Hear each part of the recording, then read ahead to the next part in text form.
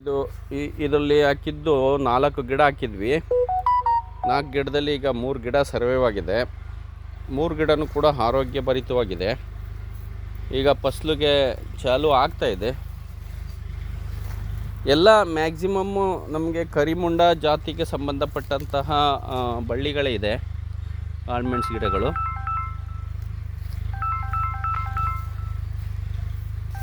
ನೋಡಿ, ಎಲ್ಲ ತುಂಬ ಆರೋಗ್ಯಭರಿತವಾಗಿದೆ, ಆಯಿತಾ.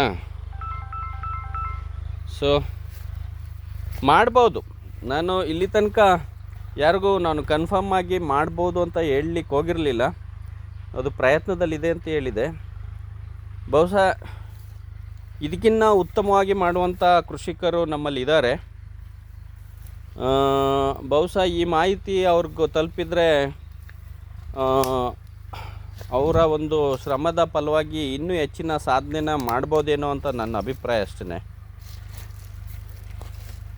ನೋಡಿ, ಎಲ್ಲ ಈಗ ನೀಟಾಗಿ ಸೊಪ್ಪಾಗಿದೆ. ಹೂವು ಅಲ್ಲಲ್ಲಿ ಬರ್ತಾಯಿದೆ. ಇದೆಲ್ಲ ಹೂವು, ಆಯಿತಾ.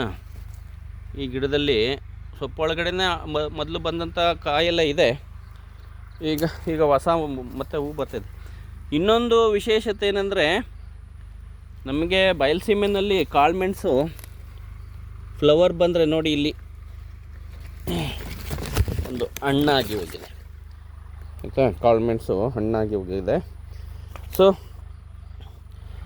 ಈ ರನ್ನಿಂಗ್ ಬ್ಲಾಸಮ್ ಆದರೂ ಕೂಡ ವರ್ಷ ಪೂರ್ತಿ ನಮಗೆ ಹೂ ಬಂದರೂ ಕಾಯಿ ಚೆನ್ನಾಗಿ ಕಟ್ಟುತ್ತೆ. ಯಾವುದೇ ಕಾರಣಕ್ಕೂ ನಿಮಗೆ ಕಾಳು ದಾಟ್ಕಾಳಾಗಲ್ಲ. ದಾಟ್ಕಾಳು ಅಂತಂದರೆ ಅಲ್ಲೊಂದು ಕಾಳು ಇಲ್ಲೊಂದು ಕಾಳು ಆ ಥರ ಬರುವಂಥದ್ದು. ಆ ಥರ ಏನಾಗಲ್ಲ. ಕಂಟಿನ್ಯೂಸ್ ಆಗಿ ಕಾಳು ಗಟ್ಟಿಯಾಗಿ ಕಡ್ಡಿ ತುಂಬ ಇರ್ತದೆ. ಸೊ ಮಾಡಬಹುದು. ಅದು ನನ್ನ ಈ ಒಂದು ಟ್ರಯಲಿಂದ ಆಗಿರುವಂಥ ಅನುಭವ. ಇದಕ್ಕೆ ನಮಗೆ ಒಂದು ರಿಂಗಿಗೆ 450 ರೂಪಾಯಿ ರಿಂಗಿಗೆ ಖರ್ಚು ಮಾಡಿರುವಂಥದ್ದು. ಗಿಡದ್ದು 75 ರೂಪಾಯಿ ಒಂದು ಗಿಡಕ್ಕೆ ಕೊಟ್ಟಿದ್ದೀವಿ. ಮತ್ತು ಮಣ್ಣು ಹಾಕ್ಸಿದ್ದೀವಿ. ಎಲ್ಲ ಸೇರಿ ಒಂದು 700 ರೂಪಾಯಿ ಖರ್ಚಾಗಿದೆ. ಇದು ಒನ್ ಟೈಮ್ ಇನ್ವೆಸ್ಟ್ಮೆಂಟು. ಮುಂದಿನ ದಿನಗಳಲ್ಲಿ ನಮಗೆ ಆ ಖರ್ಚು ಬರಲ್ಲ. ಖರ್ಚು ಇನ್ನು ಗಿಡ ಮೇಂಟೆನೆನ್ಸ್ ಖರ್ಚಾಗುತ್ತೆ. ಒಂದು ಗಿಡಕ್ಕೆ ಒಂದು 100 ರೂಪಾಯಿ ತನಕ ಖರ್ಚಾಗ್ಬೋದು.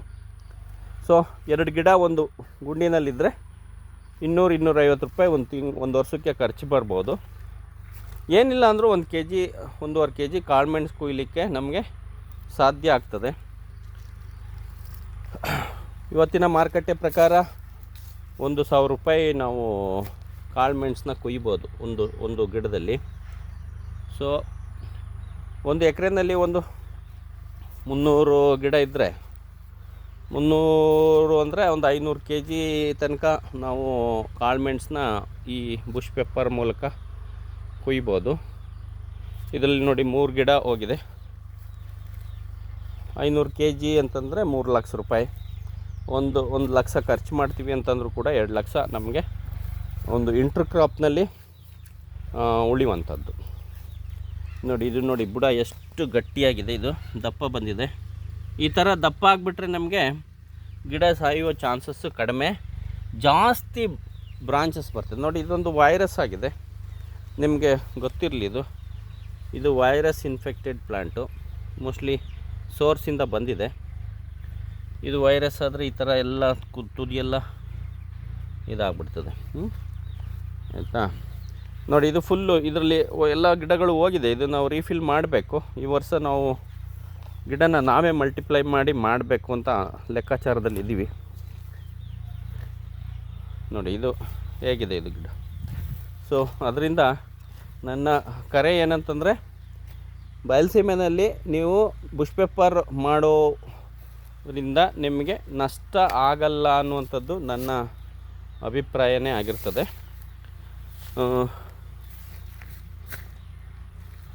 ನೋಡಿ, ಇದು ಒಂದು ಗಿಡ ವೈರಸ್ ಇನ್ಫೆಕ್ಟ್ ಆಗಿದೆ. ಇದೊಂದು ಗಿಡ ವೈರಸ್ ಇನ್ಫೆಕ್ಟ್ ಆಗಿದೆ.